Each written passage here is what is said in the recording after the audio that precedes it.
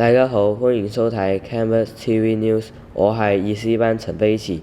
中國香港足球代表隊是最近一個國際賽期兩次對陣孟加拉，爭取2027年亞洲杯出線資格。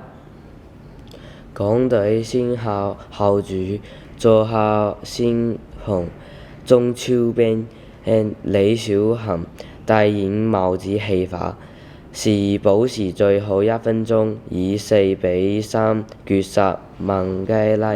返到主場，港隊先由隊長安永佳射入12碼，半場領先1-0，但戰至75分鐘，中間遭遇的兩黃一紅被逐，打少一人嘅港隊最終被作客的孟加拉追翻1球。今場吸引咗超過45,000名球迷入場，打破港隊主場賽事嘅入場紀錄。文化體育及旅遊局局長羅素慧表示，政府會研究將啟德體育園變成港隊主場。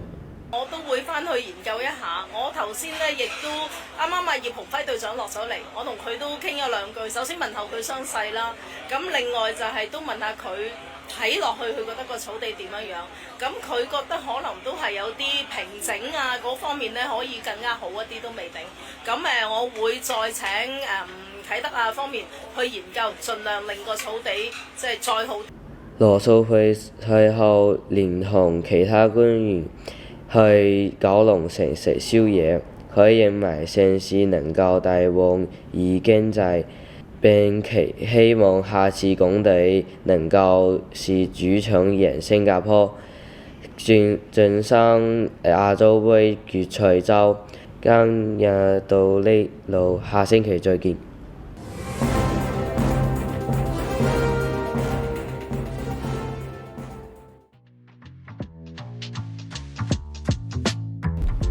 Welcome back to 1 Minute English, where we teach you useful phrases you can use in your everyday life. Today's phrase is "That made my day." 呢個係咩意思啊 Miss Lisa？ So this is used to express your happiness over something good that happened or someone that does something nice for you.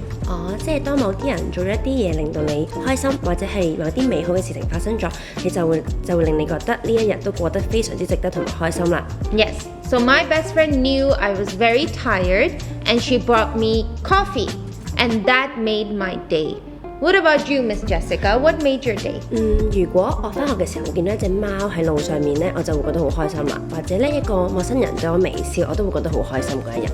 So everyone, what made your day? Please share with us. That's it for today. See you next time.